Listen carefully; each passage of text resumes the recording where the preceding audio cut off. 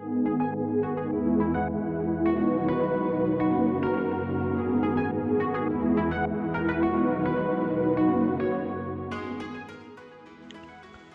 all, welcome to Art by Arnab. So this is the first episode and we will be doing simple circles and we'll be making doodle faces out of that. Now when we say doodle faces, there are various kind of art styles, but here what we are trying to do will be very simple, easy to follow, and very step-by-step process.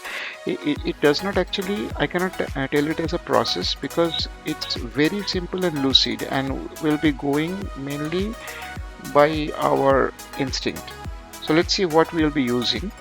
So first of all, I'll be using one mechanical pencil. So this is one mechanical pencil, as you can see, and it's a HB lid with a 0.5 tip. Next we'll be using a very simple eraser. It's a Camlin Supreme eraser, very easy to get in market. Next we'll be using a pen set. It's a pigment liner, Staedtler. And next we'll be using a Faber-Castell pen set. So there are various tip sets for this, and you can see something like XS, S, F, M, B, SC, SB 1.5. So these are different tip thickness, and like medium and very broad and very thin, something like that. Next in the line we'll be using a koi coloring brush pen. So this is called a brush pen because it has the ability to work like a pen and with a brush at the same time. Not necessary that we need exactly this kind of things and this equipments or tools to draw perfectly like this. You can take anything, but just for this demo purpose we are using this kind of tools. So we'll be starting by drawing very simple circles. Now this drawing circles is very important because it helps you to sharpen your skill and give better control to your hands. So it will come with steady practice. Not necessarily you should open your book and like sketchbook and open and start making circles over and over again and again. I myself become bored with this pretty often, so I started doodling out of them. So this is what I'm doing right now. So I'm just doing some circles. So basically I'm resting my palm on the paper and just making rounds. So at first it will be not very perfect, but as you keep on doing this, it will perfect eventually. So once I'm done with the circles, it's time for doing the ink part. So for that I'm starting with this Faber-Castell. So for this episode we'll be using mainly this pen only. So I'm starting with the SC pen, which is a medium tipped and my favorite one of this set. So I'm just starting to do the circles.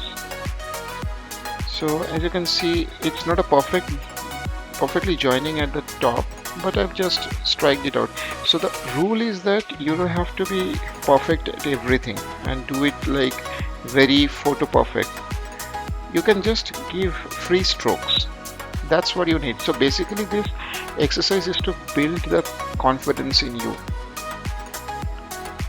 So you can see like I am defining like the light, so which is a very important part of making any drawing lively.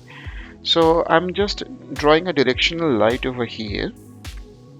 So this is the direction from where the light is coming. I'm trying to draw that. So this is where the light is coming from. So I'm just getting a small icon of the light. So you can keep it a habit of doing this also. I often do it just to memorize that from which direction the light is coming. So once I drew the light, I'm just doing the shade strokes in opposite direction. So in the opposite side, obviously the shadow will be cast. So wherever there is a depression or down area, the shadow will fall. So I've just given some strokes. So see, that adds some dimension to the image and it starts feeling lively.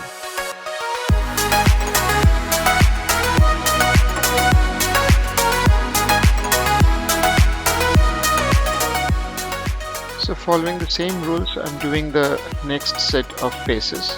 So I'll be doing multiple faces, and I'm trying to give different expressions and adding on more and more character as we proceed. So for this, the light is coming from top, so I'm drawing a similar light icon. And as you proceed, as we proceed the video, we can keep on drawing the same kind of circle faces, but this time we'll be adding more and more characters and elements. So let's see. For this one, I'm using a thin tipped pen, just to add some more touch up and more character to this circle. I'm making the eyes bigger. So the bigger eyes obviously gives some more expressions. There is more area for giving expressions.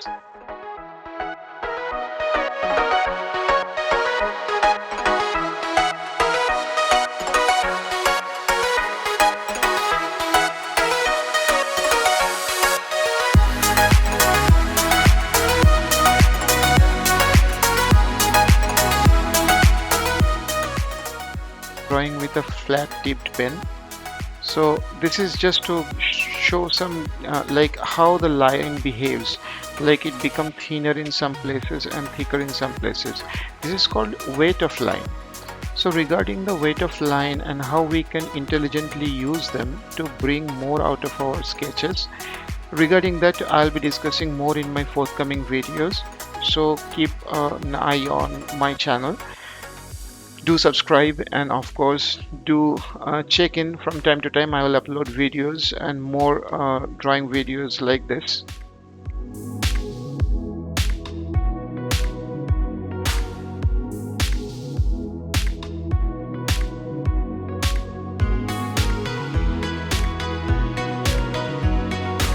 So next will be the last sketch for this video, and we'll be definitely continuing this video in our next episode.